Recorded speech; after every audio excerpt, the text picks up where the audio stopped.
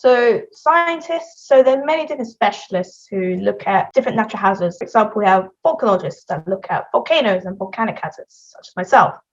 There are seismologists who research earthquakes. There are meteorologists that cover like hurricanes, tornadoes, and other meteorological and climatic hazards. And these scientists are trained to really understand how these physical processes work. All the sciences that research natural hazards, we're more of a forecasting science. So we can't give you precise time and location when these events can happen. In particular, in seismology, it's very, very hard to do this because how tectonic plates move and how faults move are just, there's still a lot of unanswered questions to figure out when and where these events will happen.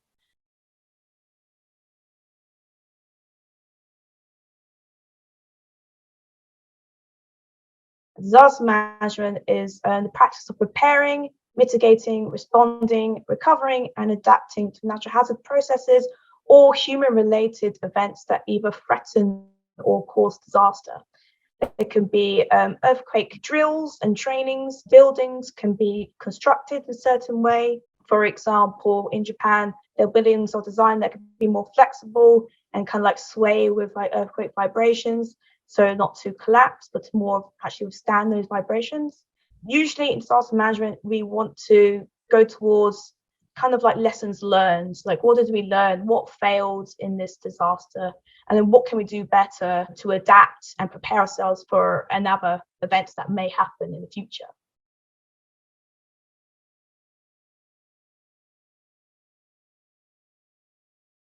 If an natural hazard happens and it's a very negative impact, it can in a way be seen as like a monster and you have to conquer it and you must eradicate it and make sure it never happens again, whereas that's very impossible to do, especially with natural hazards such as flooding and hurricanes and tornadoes and earthquakes. You can't stop them from happening. All you can do is make sure you can reduce the impact of when it happens next. In my own personal opinion, we need to have a more positive outlook and the fact what these natural hazards do, and it's that we are interacting with them and we need to accommodate them.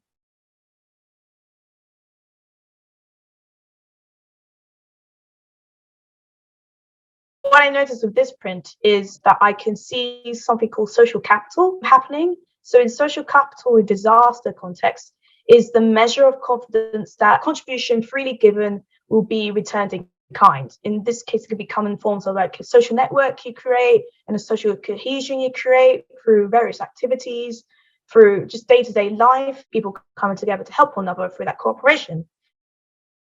What you see in the print, in this instance, is the catfisher helping the survivors out of the rubble and lead them to safety. Maybe in the future, if the catfish are in trouble, those people will be like, oh, they helped me. So actually, let's go and help them because I remember them helping me, sort of thing. It kind of like shows that mutual kind of like assistance in helping one another.